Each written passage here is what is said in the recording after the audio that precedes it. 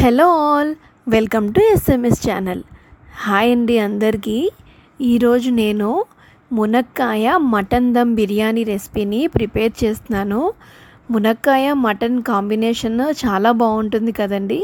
మరి అదే కాంబినేషన్తో బిర్యానీని కూడా డిఫరెంట్గా నేను ఎప్పుడు చేసే స్టైల్లో మీకు చూపిస్తున్నాను. ఈ విధంగా చేస్తే పర్ఫెక్ట్గా ఇంకా రెస్టారెంట్లో కూడా తినరు, అంత బాగుంటుంది. మరి ఈ రెసిపీని ఏ విధంగా చేయాలో దానికి కావాల్సిన ఇంగ్రీడియంట్స్ ఏంటో ఒకసారి చూసేద్దాం. చూస్తున్నారు కదండి, ఇక్కడ పీస్ కూడా ఎంతో సాఫ్ట్గా ఉడికి ఎమ్మీగా లుక్ కూడా చాలా బాగా కనిపిస్తుంది కదా. మరి ఇంకా లేట్ చేయకుండా రెసిపీని మొదలు పెట్టేద్దాం. ముందుగా మనం ఫ్రెష్గా ములక్కాడల్ని తీసుకొని మొత్తం వాష్ చేసేసుకొని బాయిల్ చేసుకొని ఈ విధంగా గుజ్జులాగా తీసుకొని పక్కన పెట్టుకోవాలి. మనకి బిర్యానీకి ఫ్లేవర్ కావాలంతే అండి. మునక్కాయలు తగలకుండా ఇలా గుజ్జులా తీసుకుంటే బాగుంటుంది. అదేవిధంగా ఫ్రెష్గా మటన్ని కూడా వాష్ చేసేసుకొని ఇలా మ్యారినేషన్ చేసుకొని పక్కన పెట్టుకోవాలి. కొద్దిగా నానితే దాని టేస్ట్ కూడా చాలా బాగుంటుంది.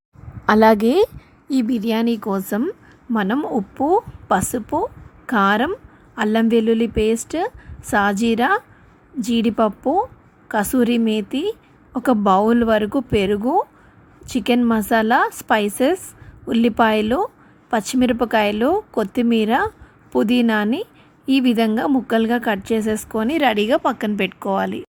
అలాగే ఇప్పుడు మనం ఒక కుక్కర్ని తీసుకొని దాంట్లో మ్యారినేషన్ చేసుకొని పక్కన పెట్టుకున్నాం కదా, ఆ మటన్ పీసెస్ని వేసేసుకోవాలి.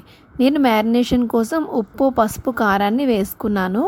అలాగే అల్లం వెల్లుల్లి పేస్ట్, కసూరి మేతి, సాజీరా, స్పైసెస్ని కూడా వేసుకోవాలి. స్పైసెస్ అంటే ఇక్కడ లవంగం, ఇలాచీ, దాల్చిన చెక్కని మాత్రమే వాడానండి.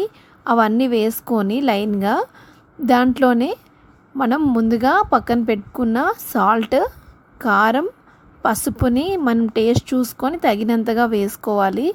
ఇలా అన్నీ వేసేసుకొని చికెన్ మసాలా పౌడర్ని కూడా వేసుకోవాలి. దాంట్లోనే కొద్దిగా పెరుగుని కూడా వేసేసుకోవాలి.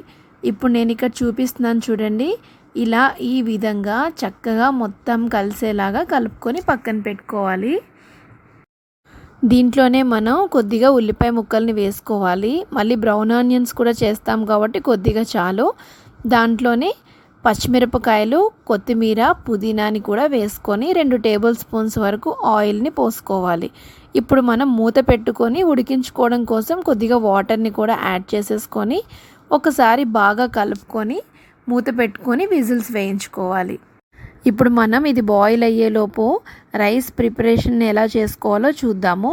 ముందుగా రైస్ని ఇలా వాష్ చేసేసుకొని వాటర్ని మనం కొలత ఏం లేదండి, వాటర్ మునిగేలాగా పోసుకోవాలి. దాంట్లోనే కట్ చేసి పెట్టుకున్న పుదీనా, కొత్తిమీర, స్పైసెస్ని కూడా వేసుకొని సాజీరాని, సాల్ట్ని కూడా వేసేసుకొని కొద్దిసేపు నాననివ్వాలి. ఇప్పుడు మనం బ్రౌన్ ఆనియన్స్ని ప్రిపేర్ చేసుకోవడం కోసం ఒక కడాయిలో కొద్దిగా ఆయిల్ని కానీ నెయ్యిని కానీ తీసుకోవాలి. దాంట్లో ఆనియన్స్ కట్ చేసుకొని పెట్టుకున్నాం కదా, అవి వేసుకొని బాగా ఫ్రై చేసుకోవాలి. ఇవి ఫ్రై అయ్యేలోపు చూడండి, విజిల్స్ మనం మటన్ కాబట్టి ఒక 12 విజిల్స్ వరకు వేయించుకుంటే బాగుంటుంది. ఇక్కడ చూడండి, బ్రౌన్ ఆనియన్స్ ఈ విధంగా ఫ్రై అవుతే చాలు. ఇలా ఫ్రై చేసేసుకొని మనం ఒక బౌల్లోకి తీసుకొని పక్కన పెట్టుకోవాలి. అదే కడాయిలో జీడిపప్పుని కూడా ఫ్రై చేసేసుకొని ఇలా బ్రౌన్ కలర్లోకి వచ్చే వరకు ఫ్రై చేసుకొని తీసుకోవాలి. ఇప్పుడు రెండింటిని పక్కన పెట్టుకోవాలి. ఇప్పుడు రెడీగా పెట్టుకున్నాం కదా, మనం ఆ రైస్ మొత్తాన్ని ఒకసారి బాగా కలుపుకొని మూత పెట్టేసుకొని లో ఫ్లేమ్లోనే ఉడికించుకోవాలి. ఈలోపు విజిల్స్ అన్నీ పోయి చూడండి మటన్ ఏ విధంగా బాయిల్ అయిందో ఒకసారి చూడండి. ఇప్పుడు చూడండి, మటన్ మొత్తం బాయిల్ అయింది కదా. ఇప్పుడు మనం వేరే కడాయిని తీసుకొని దాంట్లో ఈ వాటర్ని మొత్తాన్ని ఇంకిపోయేంత వరకు లో ఫ్లేమ్లో ఉడికించుకోవాలి. మనకి గ్రేవీ కన్సిస్టెన్సీ థిక్గా రావడం కోసం ఈ వాటర్ అంతా ఇంకిపోయేలాగా ఉడికించుకోవాలి. దీంట్లోనే మనం ముందుగా గుజ్జులాగా ప్రిపేర్ చేసుకున్న మునక్కాయ గుజ్జుని కూడా వేసేసుకొని ఒకసారి బాగా కలుపుకోవాలి. మునక్కాయలు కాయల్లాగా తీసుకుంటే మనకి బిర్యానీలో మధ్యలో తగిలి అస్సలు బాగోదు కదండి. అందుకే నేను బాయిల్ చేసేసుకొని గుజ్జులాగా ప్రిపేర్ చేసుకొని తీసుకున్నాను. ఇక్కడ చూడండి దగ్గరికి బాయిల్ అవుతూ ఉంది కదా. ఇప్పుడు మనం దాంట్లో కొద్దిగా బ్రౌన్ ఆనియన్స్ని, కొత్తిమీరని, పుదీనాని కూడా వేసుకొని ఒకసారి బాగా కలుపుకోవాలి. మనకి ఆయిల్ తేలుతూ కొంచెం కన్సిస్టెన్సీ చిక్కబడి దగ్గరికి వచ్చేలాగా చేసుకోవాలి. ఇప్పుడు నేను చూపిస్తున్నాను ఇక్కడ చూడండి. ఇలా కలుపుకుంటూ లో ఫ్లేమ్లోనే కొద్దిసేపు ఉంచుకొని మూత పెట్టుకోవాలి. ఇప్పుడు రైస్ కూడా మెల్లగా బాయిల్ అవుతుంది, స్టార్ట్ అయింది కదా. మనకి రైస్ 70% బాయిల్ అయితే చాలు. ఇది బాయిల్ అయ్యేలోపు మనం ఒక గ్లాస్లో 2 టేబుల్ స్పూన్స్ వరకు మిల్క్ని తీసుకొని దాంట్లో సాఫ్రాన్ని వేసుకొని పక్కన పెట్టుకోవాలి. ఇక్కడ చూడండి మటన్ కలర్ఫుల్గా ఆయిల్ తేలుతూ ఇలా దగ్గర పడింది కదా. ఇప్పుడు రైస్ని కూడా చూద్దాము. రైస్ కూడా మనకి చాలా బాగా బాయిల్ అవుతుంది. ఇలా పట్టుకొని మనం ప్రెస్ చేస్తే 3 పీసెస్ లాగా ఉడకాలి. ఇలా ఉడికితే అప్పుడు మనకు పర్ఫెక్ట్గా అండి. ఇప్పుడు మనం దీన్ని ఈ బౌల్లో నుంచి కర్రీ బౌల్లోకి షిఫ్ట్ చేసుకోవాలి. నేను ఇక్కడ చూపిస్తున్న విధంగా మొత్తాన్ని బాగా షిఫ్ట్ చేసేసుకొని రైస్ మొత్తాన్ని ఇలా స్ప్రెడ్ చేసుకోవాలి.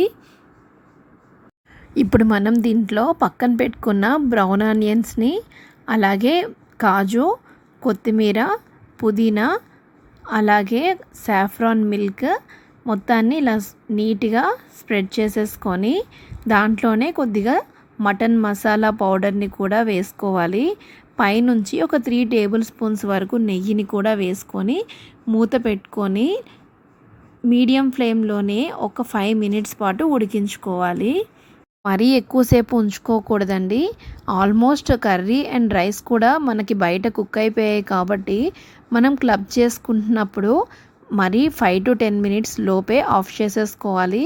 ఆ వేడికే మగ్గిపోయి రైస్ పర్ఫెక్ట్గా ఉంటుంది. అంతకంటే ఎక్కువసేపు కానీ బాయిల్ చేస్తే మళ్ళీ మెత్తపడిపోయి లేదంటే మాడుతూ బాగోదండి టేస్ట్. ఇప్పుడు చూడండి ఇలా పర్ఫెక్ట్గా చూడటానికి యమ్మీ యమ్మీ లుక్తో బాబా చూడ్డానికి ఎంతో టేస్టీగా కనిపిస్తుంది కదా.